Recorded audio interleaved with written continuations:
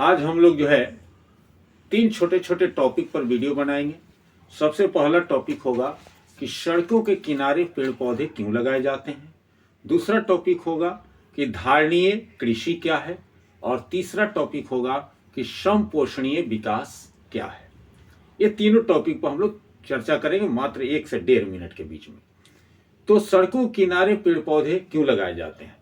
तो सड़कों किनारे पेड़ पौधे लगाने से सबसे पहले ये जानते हैं कि पेड़ पौधे कार्बन डाइऑक्साइड यानी कि CO2 का अवशोषण करता है और ऑक्सीजन को विमुक्त करता है। विभिन्न क्षेत्रों में सड़कों के किनारे हरे पेड़ पौधों की कतारें खड़ी करके ध्वनि प्रदूषण से बचा जा सकता है।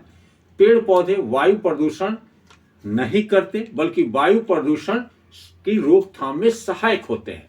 तो पेड़ पौधे अब पता चला कि सड़क किनारे क्यों लगाए जाते हैं, क्योंकि पेड़ पौधे लगाने से सड़कों के किनारे उससे ध्वनि प्रदूषण को भी कंट्रोल किया जाता है और वायु प्रदूषण को भी कंट्रोल किया जाता है। अब आता है धारणीय कृषि। तो धारणीय कृषि क्या है, इसका अर्थ जान लीजिए कि धारणीय कृषि का अर्थ है कि पर्यावरण को अक्षुण्ण रखते हुए भूमि का इस प्रकार प्रयोग की उसकी गुणवत्ता, उसकी क्वालिटी लंबे समय तक बनी रहे, इसे कहते हैं धारणीय कृषि का अर्थ। अब आता है समपोषणीय विकास क्या है।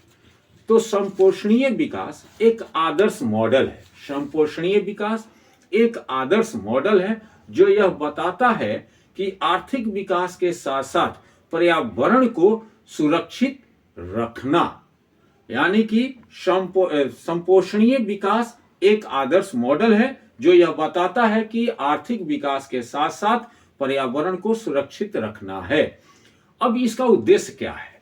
तो इसका उद्देश्य है कि वर्तमान और भविष्य की पीढ़ियों के लिए प्राकृतिक संसाधनों को सुरक्षित रखते हुए इसका इस प्रकार प्रयोग किया जाए कि प्राकृतिक संसाधनों का क्षरण यानी कि प्राकृतिक संसाधनों का विनाश कम से कम हो।